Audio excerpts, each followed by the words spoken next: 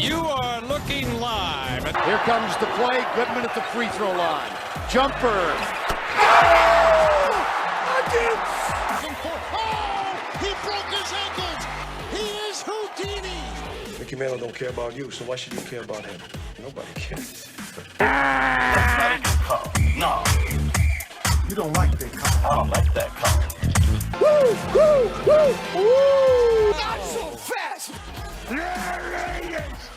The Ravens, they are not doing so hot, right? So last preseason game of the season, or last preseason game against Washington, we saw J.K. Dobbins go down, done for the year. Next week in practice, Justice Hill, done, down, gone for the season. And then most recently, we saw Gus Edwards, done in practice, out for the season, ACL. Marcus Peters, done, out, done for the season, knee injury. So, Ravens lost about every single running back that they have. J.K. Dobbins, Gus Edwards, Justice Hill. So what do, right? They look at the free agent market. They see Le'Veon Bell. What do they say? They picked him up. They see Devonta Freeman. What do they say? They pick him up. They see Latavius Murray. What do? They pick him up. I like the signings, right? I'm not a huge fan of Devonta Freeman for the Ravens. At all. I don't care who it is that's signing him.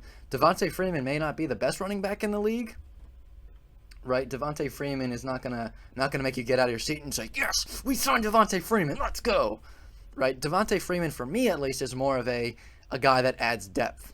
Devonta Freeman is a guy that, if worst case scenario, Bell and Murray go down, you say, okay, we have a semi-decent fallback option. Again, Devonta Freeman is not a guy that's going to make you jump out of your seat and say, oh my God, I got to go get a Devonta Freeman jersey. He's going to save this season, right? He doesn't make you super excited. Le'Veon Bell, I think Le'Veon Bell may not have been the sharpest guy with Kansas City. Le'Veon Bell may not have been the most outstanding running back with the Jets. And I get that he's been in the league a while, right? So I'm not expecting him to come out and have a 1,000-yard rushing season. But I think that Le'Veon Bell, I think he can do some things with Baltimore. I think he can. I think he has a solid chance in doing something. Right? He's not just a guy that's going to come up in 8 minutes. He's not a Devonta Freeman. He's a little bit above Devonta Freeman.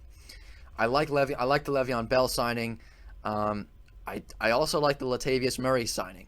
I love that because now and I'm not saying that like this. I love it in the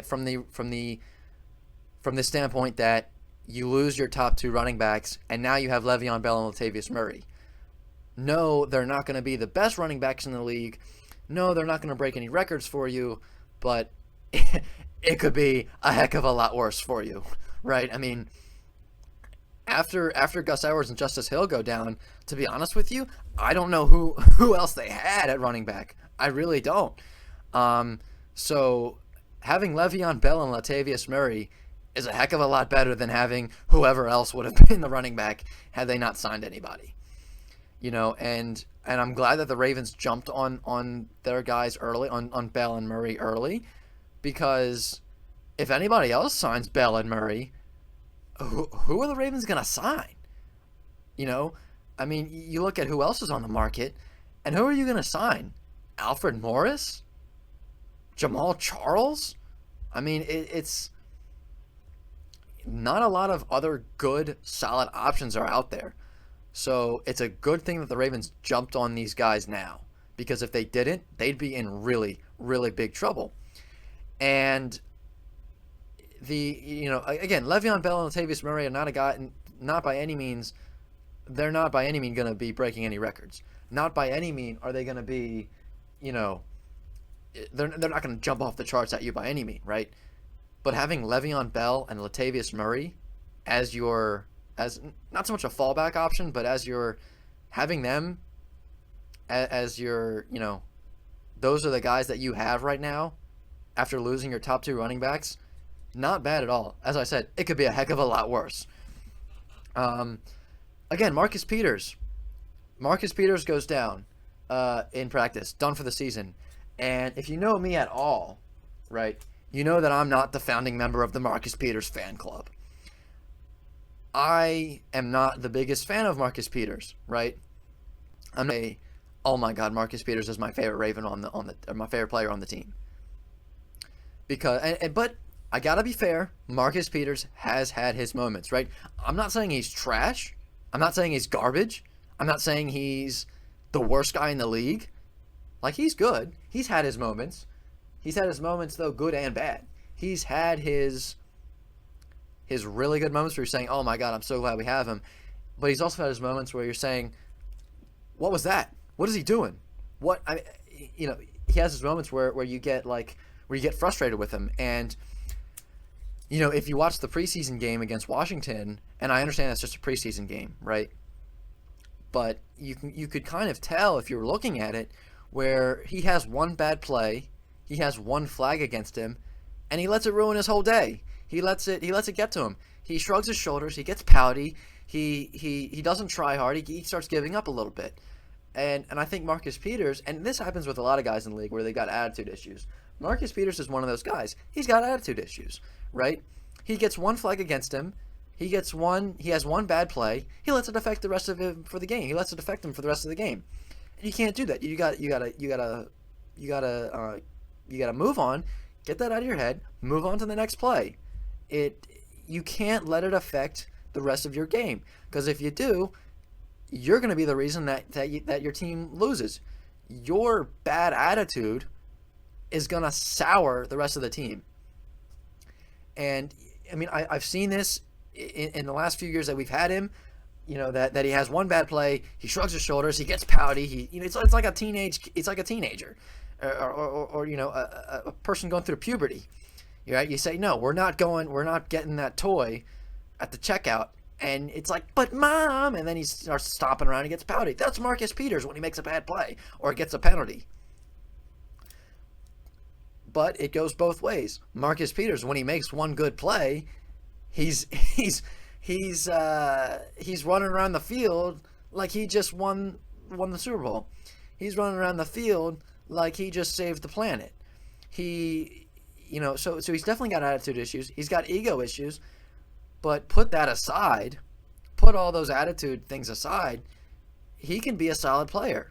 And that's going to be a big loss for them, because, Jimmy Smith is not going to be, he's not going to be playing on every down like he used to for the Ravens, right? He's going to be at least, maybe now he will be, but the plan really was to be much more of a reserve guy, coming in on a third down play, coming in on second down, not playing every down.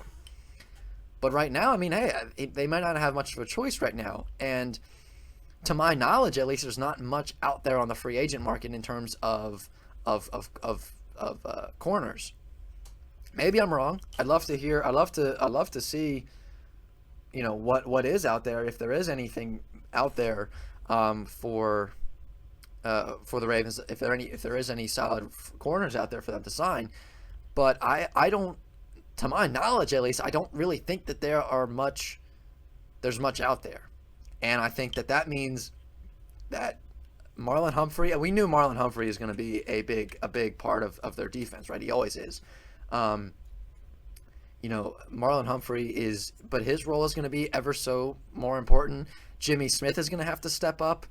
And the younger guys, I think that we've got a guy, I think his last name is Stevens. I think he's more of a secondary, but he's going to have an elevated role. All of these younger guys are going to have a much more elevated role. And that's just how it's going to be if they don't sign anybody. That's just how it's going to be. And I'm not saying, hey, you need to, I'm not saying you need to go out and sign somebody ASAP Alapicus. I'm not saying, oh my God, please go sign somebody or trade for somebody. But what I am saying is, think about it. Ravens are going to have to, because I'm not so sure that Jimmy Smith and these younger guys are going to be able to, I'm not sure that they're up for the occasion. They might be. They might prove me wrong, but I think that Marcus Peters is a big loss for the Ravens. He really is a big loss. And, if they can't, if they can't kind of fill that gap in a way, it's gonna be trouble. It's gonna be trouble. And I think that, for the Ravens, losing a guy as big as that is tough, right? And again, I mean, this is not so much like, this is not an Earl Thomas situation where Earl Thomas's attitude and his issues off the field. I mean, he even had issues in the locker room. I heard. This is not one of those things where, oh, it's good that it's good that he's gone. This is going to be a win for them. Earl Thomas. I mean, Earl Thomas, I'm glad is gone. Not only because of his off the field issues, but because he's washed up. Right? There's a reason why nobody else has signed him.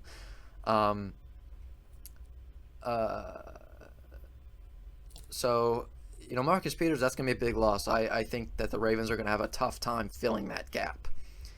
Some news here from Twitter. Cam Newton, SportsCenter tweeted out this about an hour ago. Cam Newton says Mac Jones would have been uncomfortable with him as the Patriots' backup quarterback. Okay. Not sure how truthful that is. But again, Cam Newton is an interesting character for sure. But okay, what?